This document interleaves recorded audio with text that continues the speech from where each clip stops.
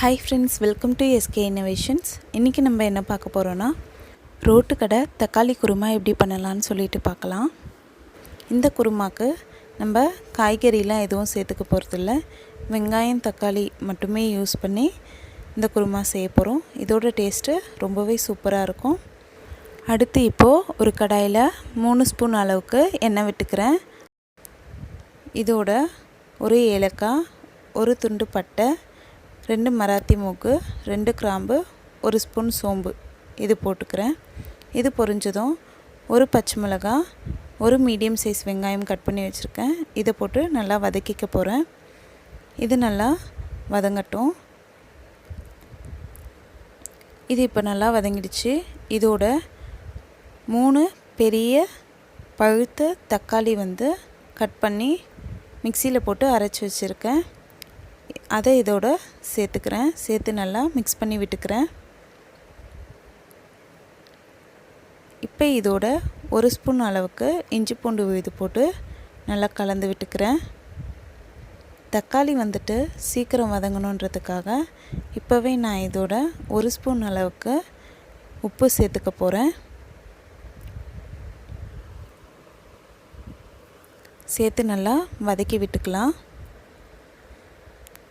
நல்லா வதங்கி எண்ணெய் பிரிஞ்சு வர ஆரம்பித்ததும் இதோட 1 ஸ்பூன் மிளகாத்தூள், கொஞ்சமாக தண்ணி விட்டுக்கிறேன். இப்போ இது நல்லா கொதிக்கட்டும்.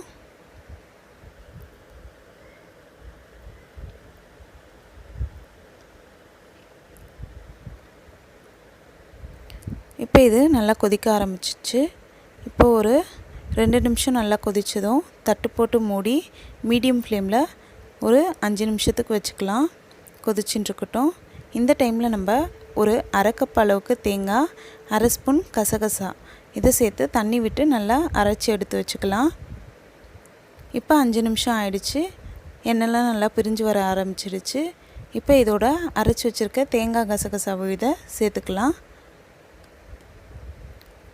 இப்போ மிக்ஸி ஜாரில் கொஞ்சமாக தண்ணி விட்டு அந்த தண்ணியும் இதோடு சேர்த்துக்கலாம். இப்போ இதை நம்ம நல்லா கலந்து விட்டுக்கலாம். இப்போ தேங்காய் சேர்த்து 1 நிமிஷம் நல்லா கொதிக்கட்டும்.